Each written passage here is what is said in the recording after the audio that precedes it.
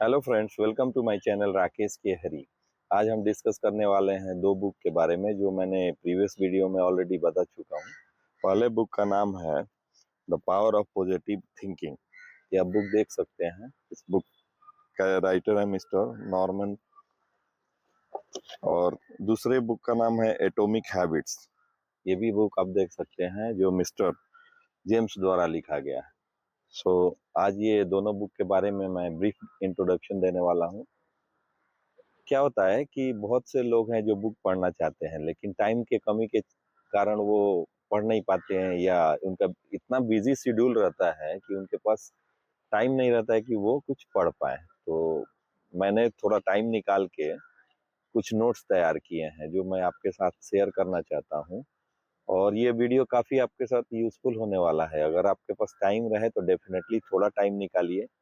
Hardly ये video 5 से 10 minute का है, लेकिन ये दोनों बुक का जो कंक्लूजन है वो आपके पूरे जीवन को चेंज कर देगा। तो मेरा फिर से रिक्वेस्ट यही है कि आपने बिजी शेड्यूल में से एक, एक छोटा सा टाइम, मतलब एक फ्यू मिनट्स निकाल के डेफिनेटली ये बुक के बारे में मेरे वीडियो में देखिए, और ड्रास्टिकली आपका पूरा मतलब जीवन चेंज हो जाएगा। उसके बाद आपको टाइम मिलता है तो डेफिनेटली ये दोनों बुक परचेज करके आप पढ़ सकते हैं। ये मैंने नोट तैयार किया है। इसमें समय तो काफी लगा है, लेकिन मैं रीड इसलिए कर रहा हूँ ताकि कुछ पॉइंट्स छूट नहीं जाए जो मतलब काफी रोचक मतलब होने वाले हैं इस वीडियो में। तो मेरा यही रिक्वेस्ट है कि आप प्रॉपर वीडियो देखिए बिना स्किप किए हुए। पहले हम आज डिस्कस करेंगे एटॉमिक हैबिट्स के बारे में जो मिस्टर जेम्स के द्वारा लिखा गया है। फ्रेंड्स, अक्सर हम सोचते हैं कि सफलता पाने के लिए हमें बहुत बड़ा कदम उठाना पड़ता है, लेकिन एटॉमिक हैबिट्स हमें ये सिखाती है कि छोटे छोटे स्टेप डेली लेने से ड्रास्टिकली चेंज आपके जीवन में हो जाता है। ये वर्ड जो है एटॉमिक हैबिट्स, वो खुद ही एक ही एटम से बना है। तो ये छोटे छोटे के कण से बन के एक बड़ा मतलब क्रिएशंस हो जाता है। आप डेली कुछ ना कुछ इम्प्रूवमेंट कीजिए लाइफ में। एक एग्जांपल लेते हैं कि हम पढ़ने बैठते हैं, तो ऐसा नहीं है कि क्लास फर्स्ट में जब हमारा एडमिशन होता है तो डायरेक्टली हम लोग 10th में चले जाते हैं। उसके लिए भी 1 साल देने के बाद से सेकंड क्लास में जाते हैं, फिर उसके बाद थर्ड क्लास में जाते हैं। ऐसे अपने को 10 ईयर्स स्पेंड करना पड़ता है, फिर हम 10th का एग्जाम देते हैं और पास आउट होते हैं। तो मेरा रिक्वेस्ट यही है कि जो भी चेंजेस होता है वो धीरे धीरे होता है। अपने लाइफ में भी 1% डेली इंप्रूवमेंट करें तो आप सोच भी नहीं सकते कि आपके लाइफ को ड्रास्टिकली पूरा 100% अच्छा हो जाएगा। इस किताब में बताया गया है कि छोटी आदतें आपको बेहतर प्रभाव डालती हैं, लेकिन वो आदतें अच्छी होनी चाहिए। बुरी आदतें आपको नीचे की तरफ गिराती हैं और अच्छी आदतें आपको ऊपर की तरफ उठाती है। तो ये आपका चॉइस है कि आप कौन सी आदत अडॉप्ट करते हो। आदतों की ताकत जो होती है वो बहुत बड़ा आपके जीवन में प्रभाव डालती है। जैसे मैंने पहले भी डिस्कस किया था कि जो भी आदत है वो आपके कैरेक्टर को रिफ्लेक्ट करती है। तो मेरा कहना यही है कि अच्छी आदतें डालें। उदाहरण के लिए, अगर जैसे हमने पहले भी डिस्कस किया था, फिर से वही डिस्कस करता हूँ कि एक अच्छा विद्यार्थी वही बनता है जो रोज थोड़ा थोड़ा इम्प्रूवमेंट करता है, ना कि एक दिन में चाहेगा कि हाँ मैं 100% इम्प्रूवमेंट करके मतलब बहुत अच्छा विद्यार्थी बन जाऊं। हमको हमेशा लक्ष्य पे ध्यान देना चाहिए। इससे क्या होता है कि हमारे लक्ष्य पे ध्यान रहेगा तो हमको फोकस करने में भी इजी रहेगा, और हमको ये भी याद रहेगा कि मुझे करना क्या है।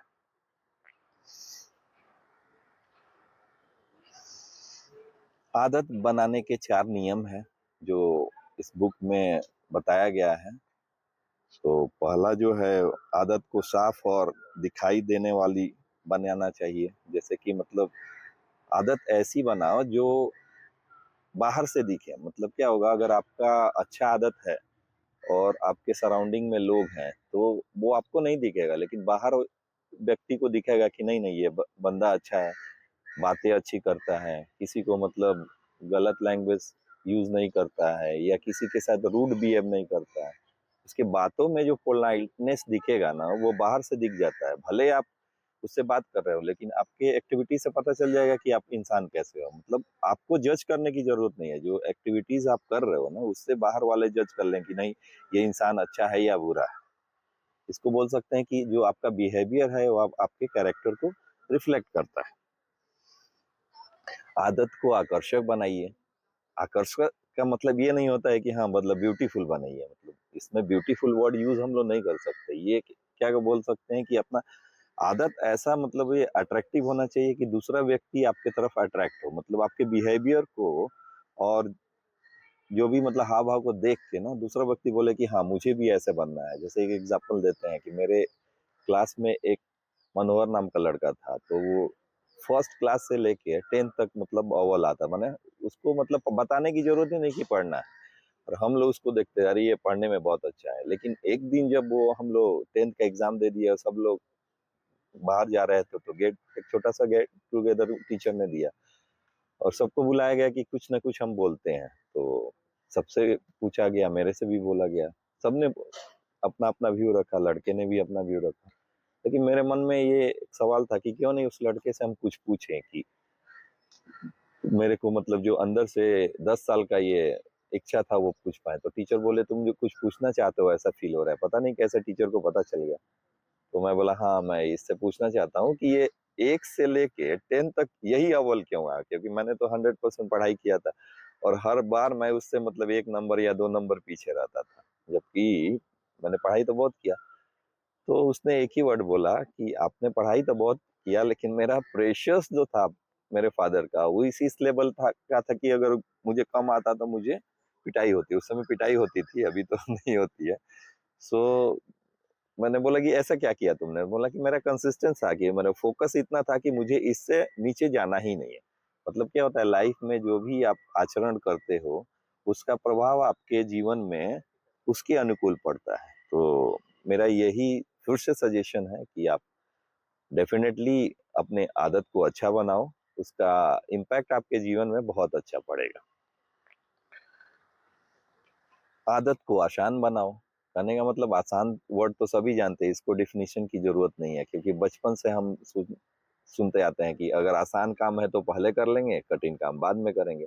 इसका मतलब ये नहीं रहता है कि मतलब आसान वर्ड आसान हो जाता है। आप रेगुलर अगर कोई भी काम करते हो 5 मिनट्स करो, 10 मिनट्स करो, उसके बाद उसको 15 मिनट्स इंक्रीज करो, 20 मिनट इंक्रीज करो, यानी ड्रास्टिकली छोटे छोटे टाइम में उसको स्लॉटिंग करके उसके बाद से अपना काम को इम्प्रूव करो। तो वो क्या होता है परफेक्शन में आ जाता है, यानी छोटा सा टाइम आपके 100% परफेक्शन में चेंज हो जाता है। तो आदतों को धीरे धीरे बढ़ाओ अच्छी आदतों की तरफ, ना कि आप बुरी आदतों की तरफ जाओ। और जो आपका लास्ट पॉइंट है, आदत को संतोषजनक बनाओ। संतोषजनक मतलब क्या होता है कि अब देखिए क्या होता है कि हमसे बहुत अच्छे लोग भी हैं और हमसे बुरे लोग हैं। बुरे अच्छे बुरे का मतलब ये नहीं होता है कि मतलब वो इंसान खराब है या इंसान अच्छा है। हम हमारे देखने से अगर वो बंदा मेरे अकॉर्डिंग आचरण नहीं कर रहा है तो मतलब वो बुरा हो गया। अगर हमारे अकॉर्डिंग ये कर रहा है तो अच्छा है। तो डिपेंड करता है कि हम किस दृष्टिकोण से वो बंदे को देखते हैं, ये हो गया हमारा दृष्टिकोण। लेकिन आपका दूसरे के दृष्टिकोण से आप कैसे दिखते हो और आप उसको कैसे लगते हो, ये बोलते हैं कि संतोषजनक उसका प्रभाव आपके ऊपर आता है कि नहीं। इसको भी एग्जाम्पल से हम लोग बता सकते हैं कि जैसे मेरे फादर ने कुछ एक्सपेक्टेशन रखा मेरे से कि हाँ ये 10th के बाद या 12th के बाद ये इंजीनियरिंग का एग्जाम देगा, आईआईटी कंप्लीट करेगा। या मैं अपने लड़के से एक्सपेक्टेशन रखा हूँ कि वो इंजीनियरिंग करना चाहता है लेकिन वो तो मेडिकल करने का इंटरेस्टेड है।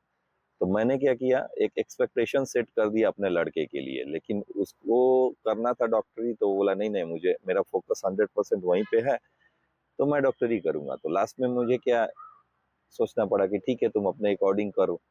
तो क्या होता है अगर उसमें वो सफल हो गया तो मेरा एक्सपेक्टेशन 100% ओके हो गया। लेकिन अगर थोड़ा डिले हुआ तो मैं अपने एक्सपेक्टेशन से बिलो जाने रहता हूँ। कहने का मतलब ये है कि जो भी आप एक्सपेक्टेशन रखते हो उसको आशावादी रखो और उसके लिए थोड़ा सा टाइम दो, क्या कि धीरे-धीरे वो मतलब आपके आचरण को कंप्लीट करने में सहायता करे। तो ये छोटी-सी बातें हैं कि एक्सपेक्टेशन भी उसी हिसाब से रखना चाहिए।